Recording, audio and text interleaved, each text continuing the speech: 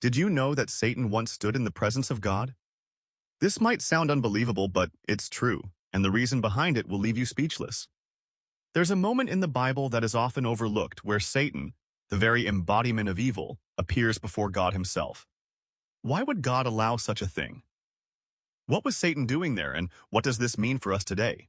The story we're talking about takes place in the book of Job, one of the most fascinating and mysterious parts of the Old Testament. Job was a man known for his incredible faith and righteousness. He was wealthy, respected, and deeply devoted to God. But this story isn't just about Job's faith. It's about something much bigger that happens in the heavens. One day, something extraordinary occurred. As God sat in his heavenly court, surrounded by his angels, Satan also appeared among them. This isn't some metaphor or symbolic story. The Bible describes this as a real event. Imagine the shock. The very being who is known as the enemy of all that is good, standing right before God. Now, this raises some critical questions. What was Satan doing there? How could the source of all evil be allowed into the presence of the Almighty? The answer to these questions is as surprising as it is important. In this heavenly assembly, God speaks to Satan directly, asking him where he has been. Satan replies that he has been roaming the earth, observing everything that happens. This is when the story takes an unexpected turn. God himself brings up Job, highlighting Job's faithfulness and integrity. But Satan, ever the accuser, challenges God's view of Job. He claims that Job is only faithful because of the blessings and protection God has given him. Remove those, Satan argues, and Job will curse God to his face. This accusation sets the stage for a test, one that will challenge Job to his core, but also one that has a profound message for all of humanity. God allows Satan to test Job, but with strict limitations. Satan can take away Job's wealth, his family, even his health, but he cannot take Job's life. This moment is crucial, not just in the story of Job, but in understanding the very nature of faith, suffering, and the relationship between good and evil. It shows that even in the face of unimaginable trials, faith can remain unshaken. It also reveals a shocking truth, that Satan, though the adversary, plays a role within God's plan. This is something many overlook, but it's right there in the Bible. As we continue to uncover the layers of this story, we'll see how Job's faith was put to the ultimate test, how Satan's challenge was met, and what this means for us today. This isn't just an ancient story, it's a lesson that still resonates. It's about trust, endurance, and the mysterious ways in which good and evil interact. So, why did Satan appear before God? The answer isn't just a story from the past, it's a truth that can shock and inspire us even now. Stay with us as we reveal the unexpected reasons behind this encounter and what it tells us about our own lives and faith. Have you ever wondered why the story of Job is so significant in the Bible? Why did God allow Satan to test a man known for his unwavering faith? To understand this, we must look at the setting where this remarkable story unfolds. The story of Job is found in a unique and intriguing part of the Old Testament, known as the Book of Job. This book isn't just another narrative, it stands out for its deep exploration of suffering, faith, and the mysterious ways in which God's plans unfold. Job, the central figure, was a man of extraordinary righteousness. He was wealthy, respected, and most importantly, deeply devoted to God. The Bible describes him as blameless and upright, a man who feared God and shunned evil. His life was a testament to what it means to live in true faith. But the story of Job isn't just about his earthly life. It begins in a place far beyond the world we know, a place where the spiritual and the divine intersect. The opening scene takes us to a heavenly court, a setting where God is surrounded by his angels. This court is not just a symbolic setting. It's depicted as a real place where the affairs of both heaven and earth are discussed. Now, here's where the story takes a surprising turn. Among the angels in this heavenly court is a figure who seems out of place. Satan. Yes, Satan. The adversary, the embodiment of evil, is present among the angels before God himself. This raises an immediate question. What is Satan doing in the presence of God? In this court, God addresses Satan directly, asking him where he has been. Satan responds that he has been roaming throughout the earth, watching everything that happens. This conversation sets the stage for the central conflict of the story. God, confident in Job's faith, mentions Job to Satan, almost as if to showcase the strength of a true believer. But Satan, ever the skeptic, challenges this. He suggests that Job's faith is only skin deep, dependent on the blessings and protection God has given him. Remove those, Satan argues, and Job will surely curse God. This exchange in the heavenly court is more than just a conversation. It's the beginning of a test that will push Job to his limits and reveal the depths of his faith. It's also a moment that challenges our understanding of the relationship between good and evil, between God's will and Satan's role in the world. As we move forward, we'll see how this setting, the heavenly court, becomes the backdrop for one of the most profound stories in the Bible, a story where a righteous man faces unimaginable trials, and where the boundaries of faith, suffering, and divine purpose are tested in ways that continue to resonate with us today. Why would Satan, the adversary, be allowed to stand before God and challenge one of his most faithful servants? To understand this, we need to look closely at Satan's role in the story and the purpose behind his appearance. Satan's very name means accuser or adversary. His role is not just to oppose, but to challenge and test. In the story of Job, Satan's purpose is to question the sincerity of Job's righteousness. He isn't there by accident. He's fulfilling the role of an accuser, bringing doubt into the heavenly court. Satan's appearance before God is not just a casual visit. It's a direct challenge to the integrity of Job's faith. In the conversation between God and Satan, the accuser questions Job's loyalty. Satan argues that Job's faithfulness is superficial, suggesting that Job only serves God because of the blessings and protection he enjoys. Satan implies that if those blessings were taken away, Job would quickly turn against God. This is the essence of Satan's challenge.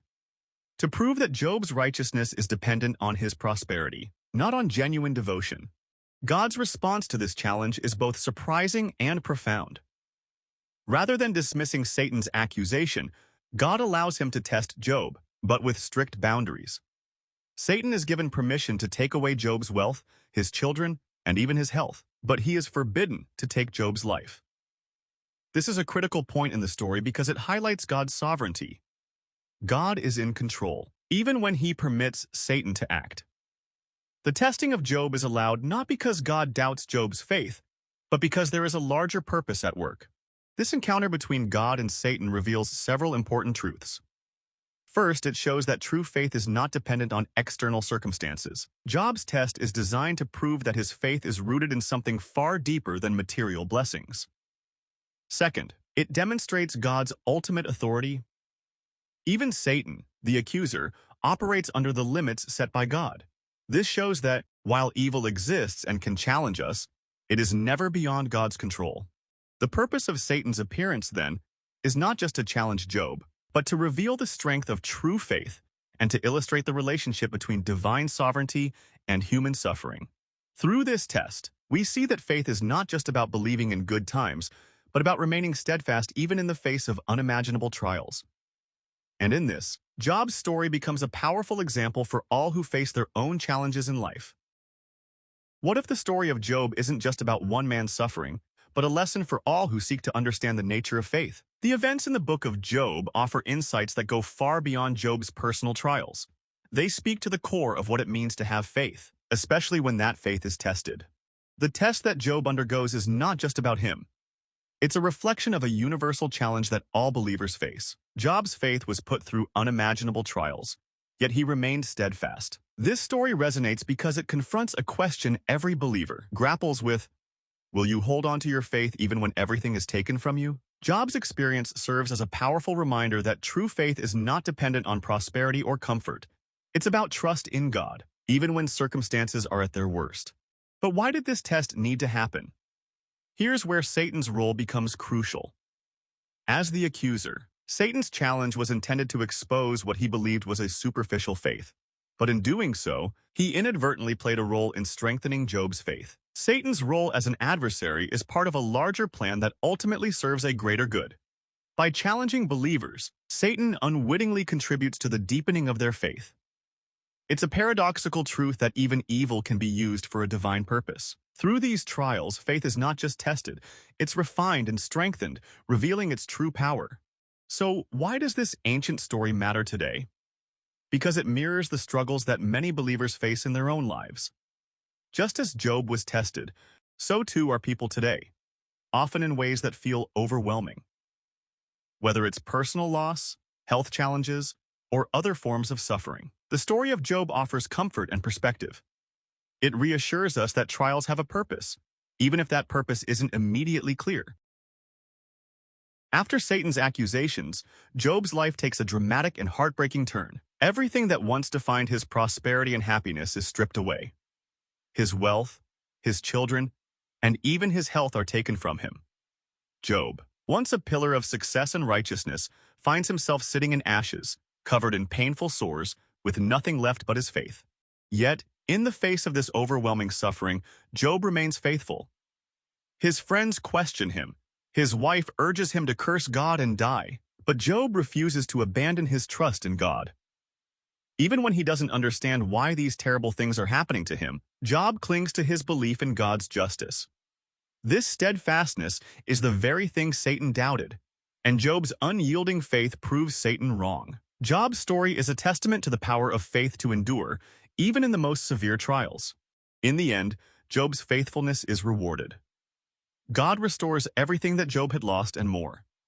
His wealth is doubled, he has more children, and he lives a long life filled with blessings. But the true reward for Job is not just the restoration of his fortunes. It's the deepened relationship with God that comes through his trials. Job's experience shows that faith, when tested, not only survives but thrives. His ultimate triumph is not just in what he regained, but in the strength and depth of his faith that emerged from the ashes of his suffering. This conclusion to Job's story isn't just about physical or material restoration. It's about spiritual victory. It's a reminder that, in the end, faithfulness to God brings rewards far greater than anything we might lose in the process. Job's story, from suffering to triumph, remains a powerful message of hope, endurance, and the unwavering power of faith. The story of Job is more than just a tale of one man's trials. It's a profound lesson on faith, perseverance, and the complexities of the human relationship with God. Satan's appearance before God in the book of Job serves as a stark reminder of the ongoing battle between good and evil, and the role that challenges play in testing and strengthening our faith. It reveals that even in the face of immense suffering, true faith endures. Through Job's unwavering faith, we learn that trials are not merely obstacles, but opportunities to deepen our trust in God. Satan's role as the accuser was to challenge Job's righteousness, but instead, it highlighted the power of faith that cannot be shaken by worldly loss or pain. Job's story teaches us that, while suffering is a part of life, it's how we respond to that suffering that defines our faith. As you reflect on this story, consider its implications for your own life. When faced with challenges, will you stand firm in your faith as Job did? The next time you find yourself in the midst of a trial, remember Job's story and ask yourself, are you ready to face your challenges with unwavering faith?